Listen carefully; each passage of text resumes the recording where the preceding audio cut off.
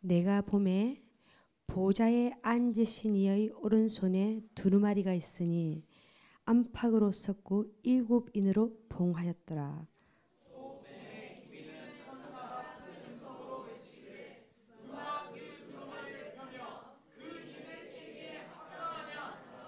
하늘 위에나 땅 위에나 땅 아래에 능히 그 두루마리를 펴거나 보거나 할 자가 없더라.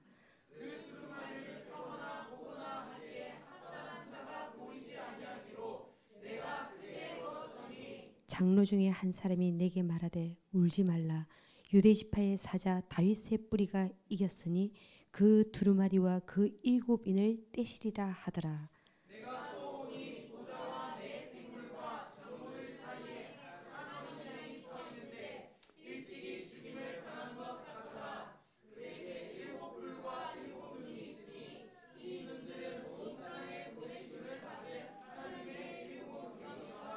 그 어린 양이 나와서 보좌에 앉으신 이의 오른손에서 두루마리를 취하시니라.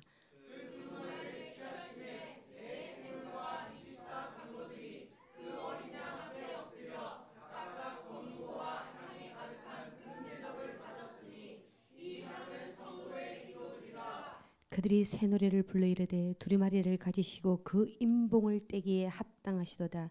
일찍이 죽임을 당하사 각 족속과 방과 백성과 나라 가운데에 사람들을 피로 사서 하나님께 드리시고 함께 읽겠습니다.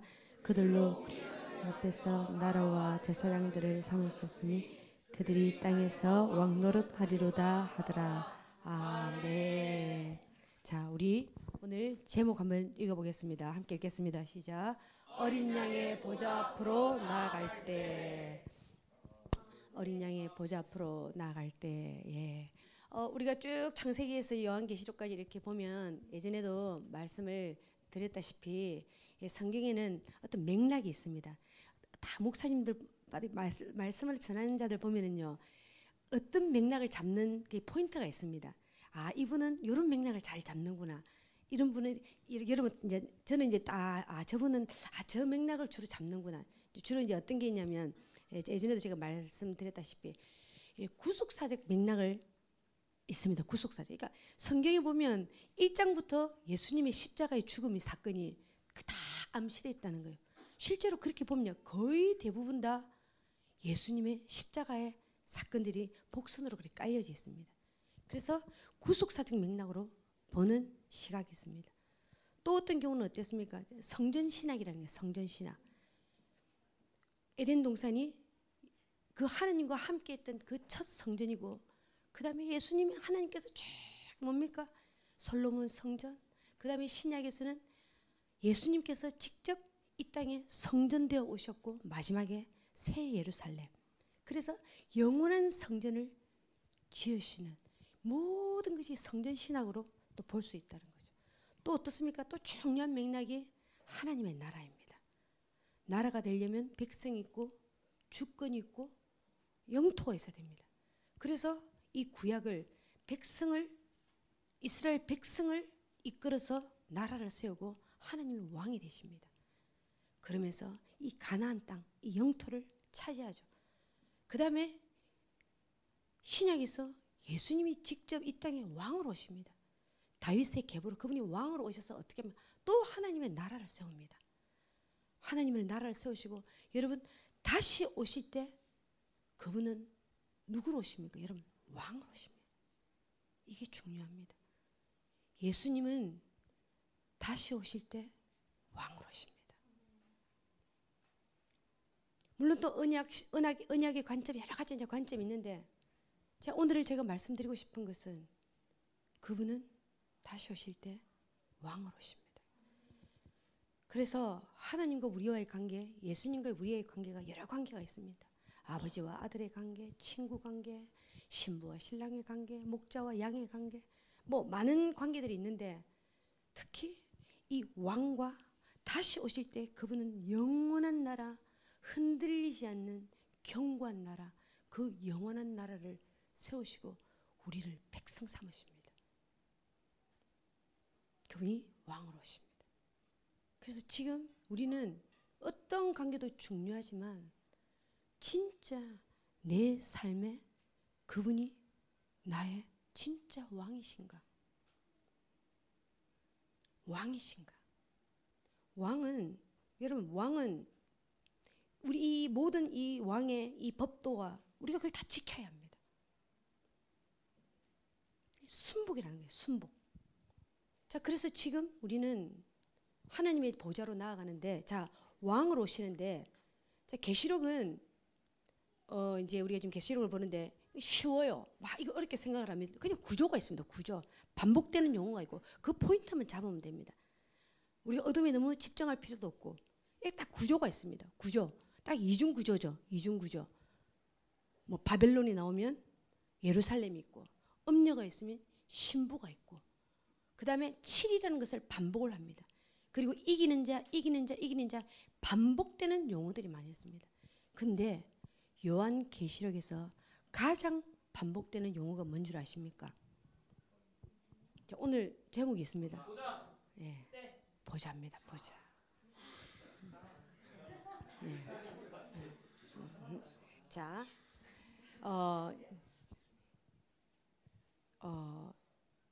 보통 이렇게 주석에 보면 보자라는 용어가 35번 이상이 나온다고 합니다.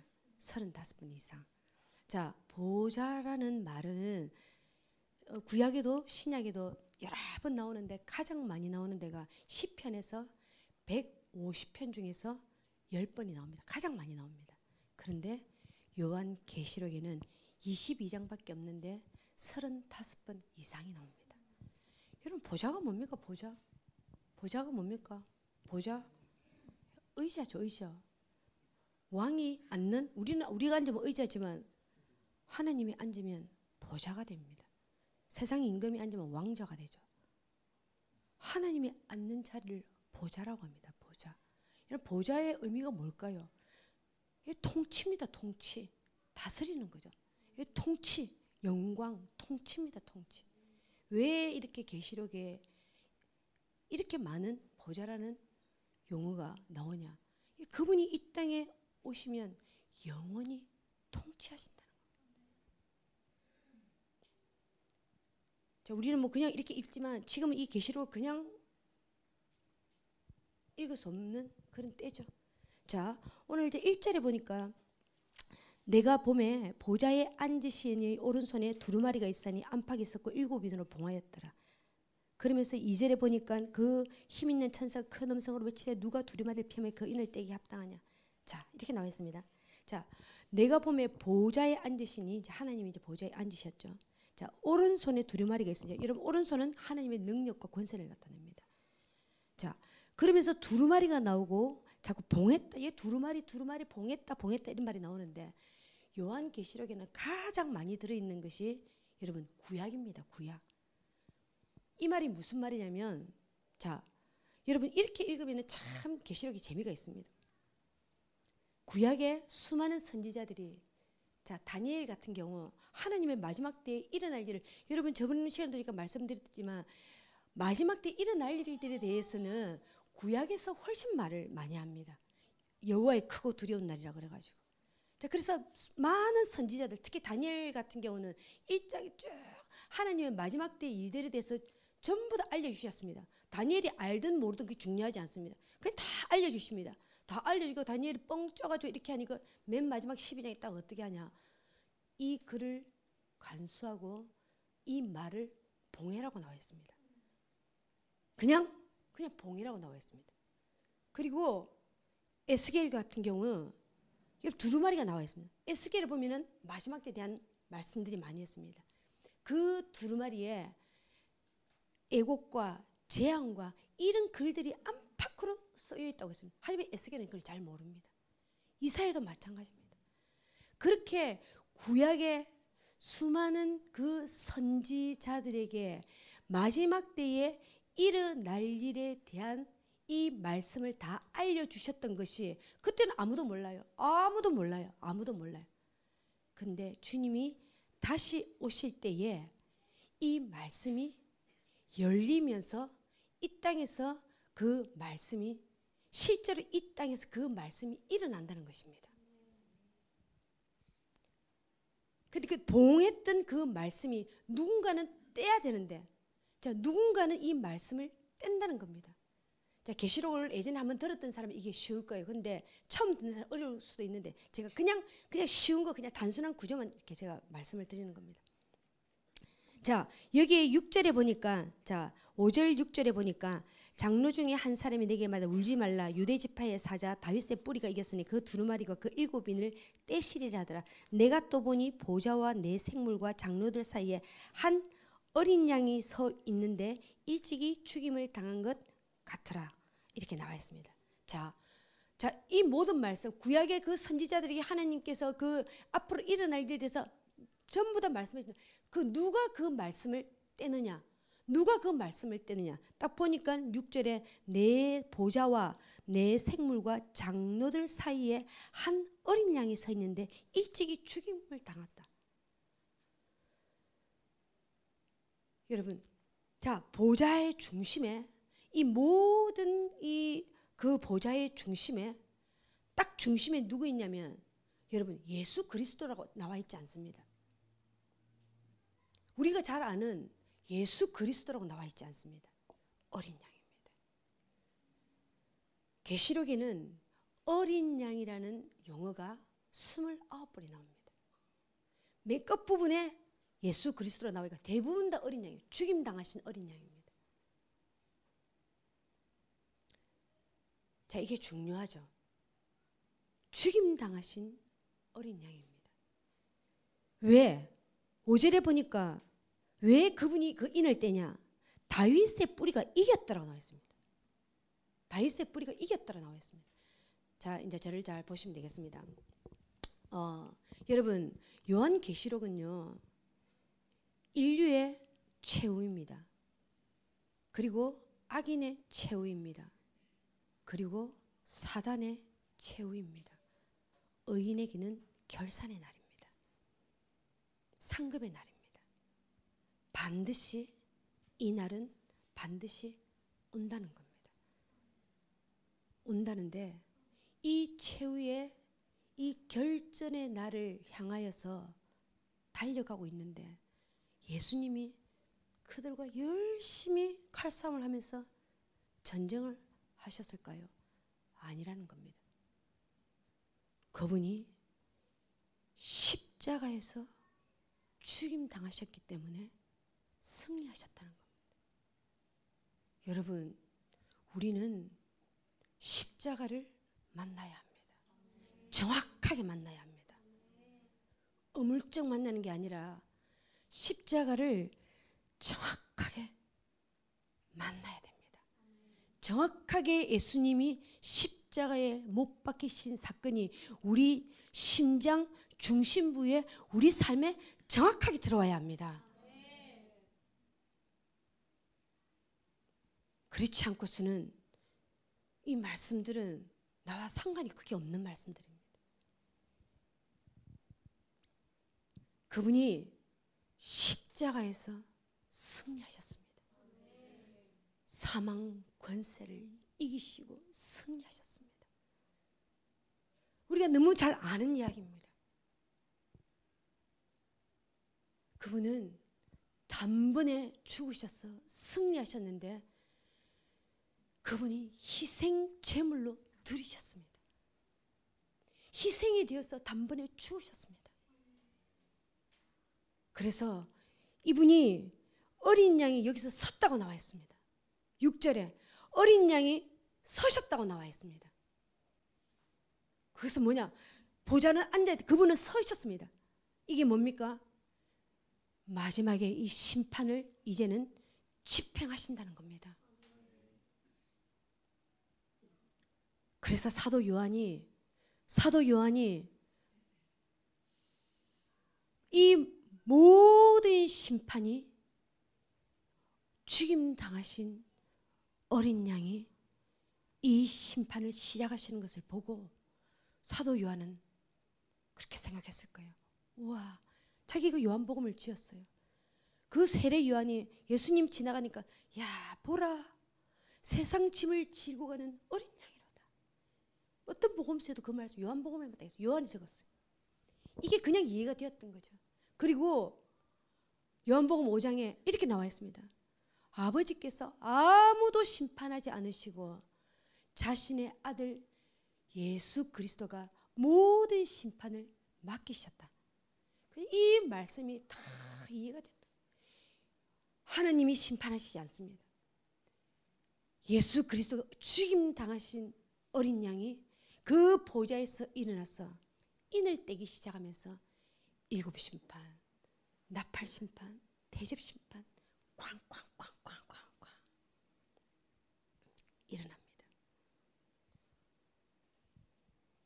그리고 16장쯤 되면 여러분 우리를 평생을 전 인류를 지긋지긋하게 괴롭히는 날마다 우리를 괴롭히는 어제 우리가 토요일 날 우리가 나눔을 하는데요. 와, 참 저도 들으면서 저는 부러워요. 어떻게 저 다음 세대들은 저렇게 진짜 저렇게 하나님이 정확하게 알려주실까?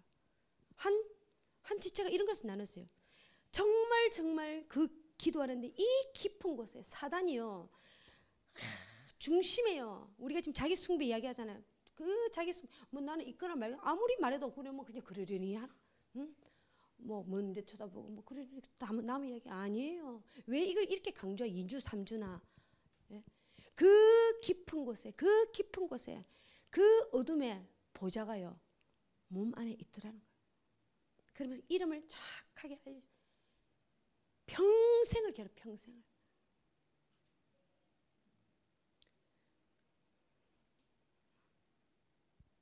어둠은 세력이 있습니다. 강력합니다. 우리의 온 삶을 따라옵니다. 자, 그러한 여러분 그 어둠의 본부 사단이 그 쪼무레기들이 그 뭐 용이니 같은 말이지 뭐 하여튼 그 짐승이니 거짓 선지자니 그 평생 뭐 우리가 뭐 그 용어들을 자세히 알 필요는 없어요. 하지만 그냥 우리를 특히 하나님의 의인들을 너무나도 고통스럽고 그 괴롭혔던 그들의 본부가 어디냐? 성경에 나와 있어. 그들은 공중 권세 잡은 자들입니다. 뭐 공중이 어디 있냐면 저도 몰라요. 가르쳐 주세요. 단지 공중은 여기가 아니고 위라고 생각하죠. 그들이 본부입니다. 그들의 본부. 그들의 그 본부에서 그 공중 권세 잡은 자들을 예수님이 맨 마지막에 그들의 이 권자를 격파를 시킵니다. 그리고 그들이 작살이 납니다. 그리고 나서 계시록 22장에 이 말씀 하나 띄워주십시오. 맨 마지막에 어떻게 나와 있냐 말씀 한번 읽어보겠습니다. 시작. 또 그가 수정같이 맑은 생명수의 강을 내게 보이리니 하나님과 어린 양의 보좌로부터 나와서 쭉쭉쭉 나오죠. 22장에 모든 것이 보좌 전쟁입니다. 그 모든 심판이 끝이 나고 또 그가 수정같이 맑은 생명수의 강을 내게 보이리니 하나님과 어린 양의 그 보좌로부터 생명수 빠졌네. 생명수가 흘러나오면서 만국이 소생되는 것을 우리가 알고 있습니다. 그리고 나서 주님의 영원한 나라, 그 영원한 통치가 그 보좌에서 나오는 그 생명수가 온 땅에 넘치면서 이 땅에서 그 일들이 일어납니다. 아멘. 그래서 사도 요한은 그 보좌는 구원의 시작이며 마지막 심판의 발원지라는 것을 알게 됩니다. 우리가 왜 보좌? 그러면 우리는 어떻게 할 것인가?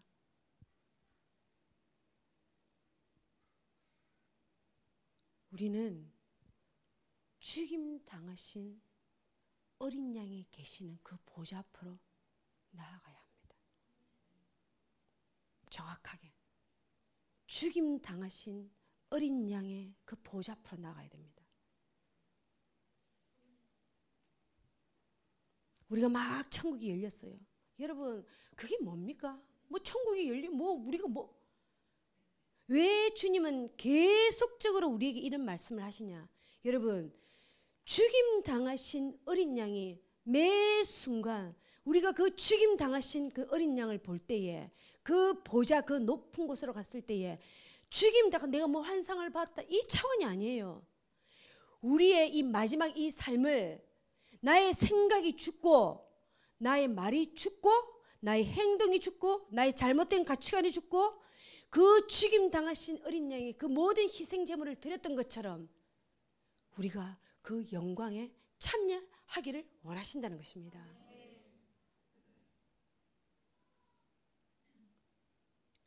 그러면서 사도 요한은 요한계시록 사도 요한은 예수님과 생애를 같이 했던 사람이에요. 그리고 요한계시록 1장에서 그 밤모습에서 그 고난 가운데 촛대 사이에서 예수님을 만난 분이에요. 촛대 사이에서 그 금띠를 메고 그 불꽃 같은 눈동자에 그 주석 같은 그 불에 단련된 그 예수님을 그 영광스럽고 의미하시고 그 빛나는 그 예수님 이미 봤어요. 근데 다시 사장에서 사도 요한을 잡아서 하늘로 끌어올립니다. 이리로 올라오라. 이리로 뭐 다 아는데 그러면서 죽임 당하신 어린 양을 보게 합니다. 사도 요한은 항상 그 하늘에서 그 수많은 각 나라 족속과 민족과 방언의 그 수많은 하나님의 그 신부들이 그 앞에서 천사들과 함께 영광과 존귀와 능력과 부와 그 하나님께 최고의 지금 이들은요 고난 가운데 있는 자들입니다. 근데 그렇게 중요하지 않아요. 그 높은 곳에서 봤을 때에 그 보좌 앞에는 하나님의 사람들이 하나님 앞에 경배를 천사들과 경배하고 있는 것을 보고 있다는 겁니다. 이것을 여러 차례 말을 하고 있습니다. 한 번만 해도 되는데 여러 차례 반복하고 있습니다. 왜 그렇습니까? 여러분 우리의 찬양이 정말 그 보좌 앞에 나아가서 여러분 눈을 열고 보라 이 차원이 아니에요.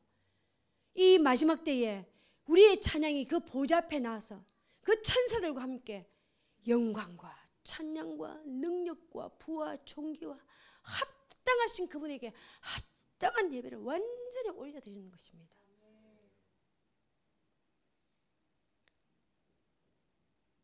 그 다음에 여기에 8절에 보니까 그 두루마리를 취하심에 네 생물과 24장로들이 그 어린 양 앞에 엎드려 각각 금은고와 향이 가득한 금 대접을 가졌으니 이 향은 성도의 기도들이라.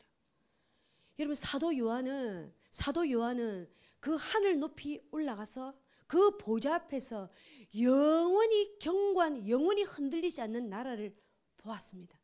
그 다음에 그 마지막 때에 그리스도의 어린 양을 따라가는 신부들이 하는 노래를 보았습니다. 그 다음에 그 어린 양을 따라가는 신부들의 기도를 들었다는 겁니다. 여러분 이게 포인트예요. 이게 포인트. 자, 우리 말씀을 한번 볼까요? 또 말씀 하나 보겠습니다. 그 다음 한번 읽어보겠습니다. 시작.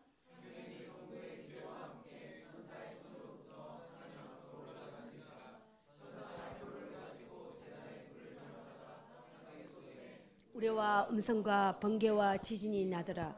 여러분 이는 8장에도 나와 있고 뒤에도 또 나와 있습니다. 또 반복했었습니다. 여기서도 그 향과 이 향은 성도의 기도들이라. 여러분 향이 뭡니까? 우리 구약에 우리 작년에도 그랬죠. 향이 뭡니까? 그 언약궤에서 그 향을 성도들이 기도를 하기 위해서는 그냥 향을 쓰지 않습니다. 나감향, 소합향, 풍자향, 저 바다 밑에 정말 그 향을 캐내기 힘든 우리 작년에 했잖아요. 그 향이요. 그 어둠 가운데 있는 그 바다 밑에서 거기서 그 향을 채취해서 그게 여러분 성도들의 기도입니다. 그러면서 또 여기도 또 기도죠.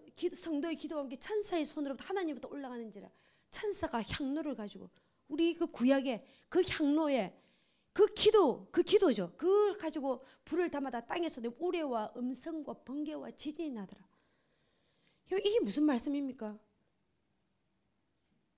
모세가 시내 산에서 하나님을 만났을 때에 그 하나님의 그 영광을 표현하는 것이 우레와 음성과 번개와 지진과 나팔과 이것입니다. 이게 뭡니까? 사도 요한은 지금 우리에게 무엇을 말합니까? 우리의 기도가 하나님의 그 영광 가운데에 들어가서 그 정말 그 향을 그 진액을 짜듯이 했던 그 향의 기도로 했는데 그 기도로 하나님이 땅에 쏟았을 때는 그 영광의 기도가 여러분 심판이 된다는 겁니다. 기도가 그렇게 중요하다는 겁니다.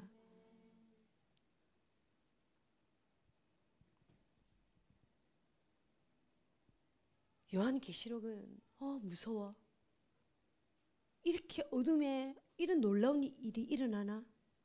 이런 것이 아니라 요한계시록은요. 왜 어리냐? 요한계시록은 보면요. 결국 하나님이 그렇게 심판하는 이유가 뭡니까? 회개하고 우리 돌아오라는 겁니다. 계속적으로 회개하라. 끝없이 기회를 주신다는 거예요. 마지막에 심판이 그렇게 임하는데 사람들이요. 야, 사람들이 요한계시록을 얼마나 완악한지 압니다. 이 심령이 여러분 심령이 깨어지질 않는 거예요. 그래서 어린 양입니다. 어린 양을 끝없이 요한계시록에서 말씀하시는 이 심령이요 박살이 나고 완전히 깨어져야 되는데 이게 깨어지질 않아. 회개하자. 요한계시록은 회개하랍니다. 회개하라. 진짜 귀 있는 자는 들을지어다. 이제는 마지막 때에 대해서 말씀을 하시는데 정말 귀 있는 자들이 다 듣기 시작하는 거죠. 이스라엘 회복까지다. 이렇게 우리가 이 마지막 때에 하나님의 보좌로 나아가는데 자, 또 두 번째를 보겠습니다. 두 번째 읽어보겠습니다. 예, 자 여기 보니까 10절에 보니까 그들로 우리 하나님 앞에서 나라와 제사장들을 삼으셨으니 그들이 땅에서 왕노릇 하리로다. 자, 이 말씀이 뭡니까? 자, 저를 보세요. 저는 예전에 15, 16년 전에 이 계시록 어떤 목사님한테 이 계시록 말씀을 이제 강해를 우리가 4박 5일 이렇게 해서 이제 강해를 딱 듣게 되었습니다. 강해를 들었을 때 어떠한 말씀보다도 여기 나라와 하나님 앞에서 그분이 오셨을 때에 나라와 제사장들을 삼으셨으니 그들이 땅에서 왕노릇 하리로다. 진짜 우리가 이 땅에서는 참 별 볼 일 없이 우리가 이렇게 살아가지만 우리의 소망이 있다면 주님이 이 땅에 오셨을 때 우리는 이 뜻이 사실 정확하게 무슨 뜻인지 잘 몰라요. 하지만 진짜 다시 그분이 오셨을 때에 우리가 이 땅에서 왕노릇 한다는 거죠. 응? 왕노릇 한다는 거죠. 어떤 목사님은요 평생을 진짜 잘 나가는데 다 내려놓고요 주님이 다시 오실 때에 그 어떤 제가 목사님 너무너무 잘 나가는 분인데 다 내려놓고 그 영원한 그날에 내가 이 땅에서 지금 이 수고롭고 헌신과 희생과 모든 순복 이후에 영원한 그 나라가 왔을 때 이 왕노릇하는 이 하나 보고 평생을 사시는 분도 제가 만나봤습니다. 참 우리를 설레게 합니다. 이 뜻이 우리는 정확하게 뭔지를 몰라요. 하지만 구약에서부터 계속적으로 이스라엘 백성들 내가 너희를 이 왕같은 제사장 거룩한 나라 그리고 신약에서 베드로전서 2장 8절에서 너희가 너희를 왕과 제사장으로 계속적으로 말씀하셨다는 거죠. 그리고 이것은 그냥 이 마지막 때에 주님이 다시 오셨을 때에 우리를 이 땅에서 그분은 영원한 왕이지만 우리 왕노릇하면서 살게 하신다는 겁니다. 그럼 누가 이렇게 할 것인가? 누가? 저는 우리는 이 땅에서 하늘 보좌도 올라가지만 우리는 이 세상 중심에서 여러분 하늘 보좌를 펼쳐야 되는 사람입니다. 응? 아무리 찬양을 1시간, 2시간 손을 들고 한다 할지라도 우리는 이 땅의 세상 중심에서 하늘 보좌를 펼치면서 살아가야 된다. 그런데 제가 이번에 이렇게 말씀을 보는데 어떤 것을 제가 보았냐면은 우리가 수요일 날도 그런 나눔을 했는데 무엇이 우리의 발목을 참 잡고 우리가 이 땅에서 진짜 그 하늘 보좌를 펼치지 못하도록 하는 것이 무엇인가? 마지막 때 사단의 전략이 진짜 사단의 전략이 무엇인가 했을 때에 여러분 이스라엘 백성들은 비록 그들은 지금 노예 생활을 하는데 여러분 그들은 뭡니까? 아브라함과 이삭과 야곱의 언약의 백성들입니다. 하나님이 그들에게 계속적으로 말씀하셔요. 너희는 하늘의 별과 같이 후손이 많아질 것이고 너희는 언약의 땅, 약속의 땅에 들어가서 나의 성전을 짓고 나의 통치 아래 내가 살게 될 것이다. 그들은 430년 동안 들어왔어요. 그들은 그러한 말씀을 가진 자들입니다. 그런 소망을 가진 자들인데 자, 그 말씀이 성취가 될 즈음에 사단은 어떻게 하냐? 자, 이 말씀 한번 보겠습니다. 자, 이렇게 합니다. 출애굽 1장 13절에 1장에 또 이렇게 나와 있습니다. 이스라엘 자손에게 일을 음하게 시켜. 자, 그 앞에 보면 이렇게 나와요. 그들이 하늘의 별과 같이 바다의 모래같이 사람이 많아지면서 번성하게 되면서 이들이 밖에 나갈까 하노라 해서 딱 애굽에서 어떻게 합니까? 애굽이 이스라엘 자손에게 일을 음하게 시킵니다. 그전에는 그렇게 하지 않았다는 거죠. 자, 그 다음에 어떻게 합니까? 어려운 노동으로 그들의 한번 같이 읽어볼까요? 그들의 생활을 괴롭게 하니 곧 흙이기와 벽돌 굽기와 농사의 여러 가지 일이라. 그 시키는 일이 매우 엄하였다. 굉장히 엄해요. 하나님의 그 말씀이 성취가 되고 그들이 나가려고 하니 노동으로 엄청나게 엄하게 시킨다는 겁니다. 여러분 이게 뭐죠? 여러분 이들은 어디서 일을 합니까? 그들이 만들었던 그 비돔, 람세, 또 국고성 누구를 위하여? 바로를 위하여.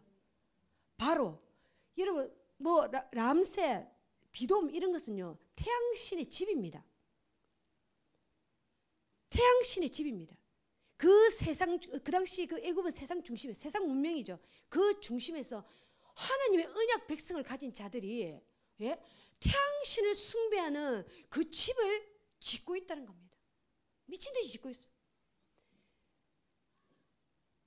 그러면서 그 말씀의 성취가 다가오니까 그들에게 이 노동으로 아까는 음하였지만 매우 음하였다라고 나와 있습니다. 사단의 전략이라는 거예요. 그 다음에 어떻게 나와 있습니까?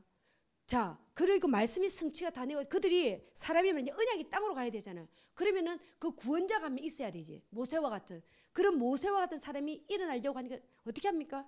이 사단이 다 죽이죠. 아이들을 다 죽입니다. 여러분 그래서 이 다음 세대 아기들이 태어나는 것을 사단은 예? 이 아이들이 훈련되어지는 것에 대해서 사단은 지금 견딜 수 없습니다. 그래서 우리는 아기들을 위해서 진짜 기도를 많이 해야 됩니다. 자, 그리고 나서 그 모세가 그 죽음을 이기고 생명으로 태어났습니다. 그리고 나서 모세가 하나님의 그 뜰기나무 앞에 가서 그 부르심을 받고 딱 이들을 약속의 땅으로 가려고 하는데 그 다음에 사단이 어떻게 하면 한번 읽어보겠습니다. 시작. 바로의 감독들이 자기들이 세운 바 이스라엘 자손의 기록들을 때리며 이르되 너희가 어찌하여 어제와 오늘에만 벽돌의 수위를 증거하지. 예. 자, 이제 약속의 땅으로 들어가는 약속의 말씀이 성취될 때에 그래도 때리지는 않았습니다. 그전에는 엄하게 시켰을 뿐이지. 이제는 때리기까지 합니다. 때리고 패고 하면서 예전에는 그 집, 벽돌을 만드는 칩을 주었는데 이제는 일을 더 고되게 하기 위해서 칩도 주지 않습니다. 어떻게 합니까? 이들에게 그 약속의 말씀이 성취되고 그들이 광야에 이제 곧 나가서 예배를 드리고 그 가나안 땅에 가서 영원한 하나님, 여러분 가나안 땅은 뭘 예표합니까? 영원한 하나님의 나라죠. 말씀이 성취가 되어서 이제 영원한 하나님의 나라로 들어가는 그 시간입니다. 그런데 사단은 그 소망을 절대 가지지 못하게 합니다. 꿈도 꾸지 못하게 합니다. 더 이래. 왜? 먹고 살아야 되기 때문에. 어디를 하늘을 쳐다봐. 어디를 하늘을 쳐다봐. 어디에 말씀의 성취를 네가 꿈을 꿔. 정신없이 일을 하게 만듭니다.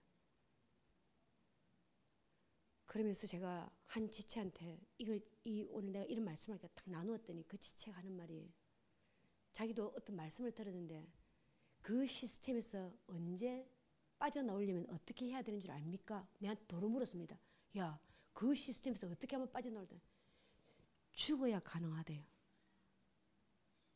막 오더라고요. 못 빠져나옵니다. 진짜 죽어야 가능하다니까. 그 거미줄, 그 촘촘한 거미줄. 죽어야 빠져나오든지, 두 번째는 자신의 부르심이 있는 일을 가져야 합니다. 반드시 자신의 어느 때가 되었어. 부르심이 있는 일을 가져야 한다는 거죠. 안 그러면 이 시스템에서 절대로 나올 수 없다는 거죠.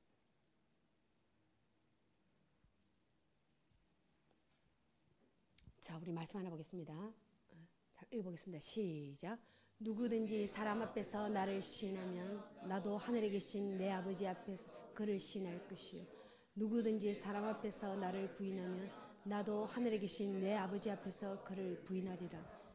여러분, 이 말씀은 초대교회와 이 요한계시록이 쓰여지는 AD 90년 로마 황제의 이 핍박과 이 박해의 현장에서 그 순교자들이 마지막까지 붙들었던 하나님의 말씀입니다. 가장 많이 붙들었던 말씀입니다. 예? 이 말씀은 여러분, 우리가 자기 혼자서 입을 뒤집으시고 예수님을 시인해, 나는 예수님을 시인해, 이런 뜻도 아니고, 우리가 예수를 믿고 세례를 받을 때 수많은 성도들 앞에서 나는 손을 들고 나는 예수님을 믿기로 결정합니다. 이 시인도 아니라는 겁니다. 여러분, 이들은요, 이 사람들 앞에서는요, 로마의 그 경기장에서 그 수많은 사람들 앞입니다. 며칠을 굶은 사자가 옆에 있습니다. 사자떼가. 묻죠. 예수님을 시인할래? 부인할래? 거기서 부인하면 살 수 있습니다. 거기서 시인하면 굶주린 사자의 밥이 됩니다. 성경은 예수님을 시인한다는 것은 성경은 그러한 것이라는 거죠. 그럴 때에 누구든지 사람 앞에서 나도 나를 시인하면 나도 하늘에 계신 내 아버지 앞에서 그를 시인할 것이요. 그렇게 시인했던 사람, 그렇게 삶의 정중앙에서 하늘 보좌를 펼쳤던 그 사람에게는 나중에 예수님이 하나님 앞에서 보정하고 증인이 되어주고 예수님이 변호하신다는 겁니다. 그렇게 부인한 자는 나도 하늘에 계신 아버지 앞에서 그를 부인한다. 심판에 같이 던져주는 거죠. 저는 그렇게 생각해봤습니다. 그런 설교도 자주 했는데, 우리가 이 땅에서 예수님을 시인하고 예수님을 부인할 일이 뭐가 그랬겠어요? 우리가 뭐 예수님을 부인한다고 해서 사자밥에 들어갈 일도 없고, 우리가 이 땅에서 살면서 뭐 사람들 앞에서 우리가 뭐 그렇게 그 궁중에 끌려나가지고 우리가 뭐 나를 예수님을 시인하라 부인하라 그럴 테스트를 우리가 받을 이유도 없다는 거죠. 이 자유민주국가에서는. 그건 뭐냐? 우리가 예수님을 시인하고 우리가 예수님을 부인하는 것은 우리가 뭐냐? 아무도 우리 테스트할 사람 없어요. 아무도. 이게 뭐냐? 세상령입니다. 세상령. 세상 임금이 주는 세상령입니다. 세상령. 지금은 박해와 핍박의 시대가 아니라 유혹과 시험의 시대라는 거예요. 최고의 유혹이에요. 여러분, 이게 더 무서워요. 이게 더 무서워요. 이게 더 무서워요. 우리를 유혹해요. 세상령으로 유혹해요. 우리가 이 세상에 살아가면서 어떻게 세상령이 없을 수가 있겠습니까? 우리 모든 사람이. 우리 다 세상령이 있어요. 우리는 밥 3끼 꼭 먹어야 돼요. 아니 2끼인가? 1끼인가? 우리 밥 먹어야 돼요. 이 땅에 살아가면서. 우리 옷, 오늘 내가 집에서 그냥 다 떨어진 옷 입고 올 수도 있는데 우리 옷 입어야 돼요. 그래서 깨끗하게. 돈도 벌어야 되고. 근데 뭐냐? 우리는 세상도 사랑하고 하나님도 사랑해요. 하나님도 사랑하는 많은 사람 중에서 세상도 사랑하고 하나님도 사랑해요. 세상적인 가치도 추구하고 지상적인 가치도 추구하고 하나님의 가치도 추구한다는 겁니다. 근데 여러분 결정할 때 딱 봐보세요. 결정할 때 딱 봐보세요. 뭐 어디가 위인지, 세상 가치와 하나님의 가치 어디가 위인지, 여러분이 지금 그 작은 결정이요, 작은 선택이요, 예수님을 부인하고 시인하는 겁니다. 내가 어떤 직장을 딱 가지느냐 보면 알 수 있어요. 그건 너무 중요해요. 내가 배우자를 어떻게 딱 선택하느냐, 심지어 내가 신혼여행을 어떻게 가느냐, 또 내가 자녀를 낳아요. 그 과정을 딱 보면요. 그리고 그 자녀를 학교에 보낼 거 다 우리 생각 안에 있는 건 아무도 몰라요. 저 사람 예수 잘 믿는 거 안 믿는 거 아무도 몰라요. 딱 선택해서, 여러분 선택의 기로에서요 딱 세상적인 가치를 딱 선택합니다.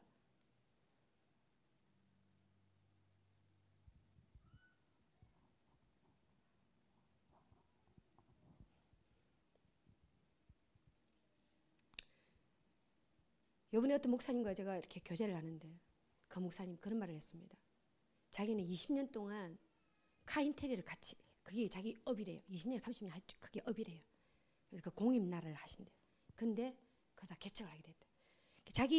자기는 이 전문이니까 자기 주 고객이 누구냐? 대형 목회자래요. 대형 목회자들. 그 주 고객이래요. 그러면 저는 이야기를 한대요. 그러면 1000명, 2000명 그런 교회 목사님들이 하는 말이, 자기는 이제 궁금해서 목사님은 목사님이 목회자니까, 그래 큰 교회를 하시니까 목사님 생각에 목사님 교회의 구원은 몇 프로 정도 받을 것 같아요. 그 대형 목회자들이요 한 명도 빠짐없이 망설임 없이 10% 안 됩니다. 그리고 목사님도 이렇게 말한대요. 자기가 그렇게 천국 설교를 해도 기박히래요. 다 기박히래요. 그리고 개인적으로 딱 만나서 당신은 진짜 천국을 사모합니까? 이렇게 물으면은 성도가요 눈을 끔뻑끔뻑 하면서 희한한 질문 다 하네. 왜 이런 이상한 질문을 하지? 이런 반응을 보인대요. 그래서 자기가 목회를 하기로 결정을 했대요. 이제 저랑 이야기. 정말 한 명이라도 구원을 시켜야 되겠다 싶었어요. 그분이 그 힘들게 일을 하면서 자기가 그렇게 개척을 했대.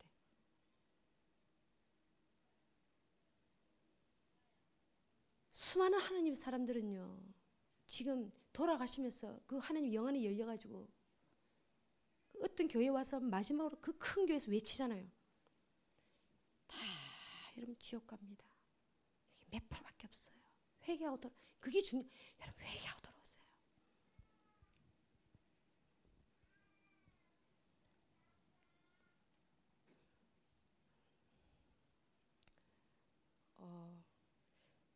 저는 주기도문을 보면서 늘 의문이 있었습니다. 왜 예수님은 기도 중에 일용할 양식을 달라고 기도문에 넣었을까? 저는 늘 좀 그게 좀 궁금해. 예수 처음 믿을 때부터 그게 좀 궁금했습니다. 제가 곰곰이 생각을 해봤습니다. 왜 예수님은 노후 연금에 대해서 기도를 하구나? 월급을 한 달치를 위해서 기도할 수도 있는데 왜 일용할 양식을 달라고 기도했을까? 예수님은 우리에게 일용할 양식을 주신다는 겁니다. 우리를 일용할 양식을 먹고 살게 하는데 그 이외의 양식은 자칫하면 우리에게 욕심이 될 수 있다는 겁니다. 그래서 너희가 영원한 그 하나님의 나라의 가치에 집중하고 살기가 참 어렵다는 거죠. 마치겠습니다.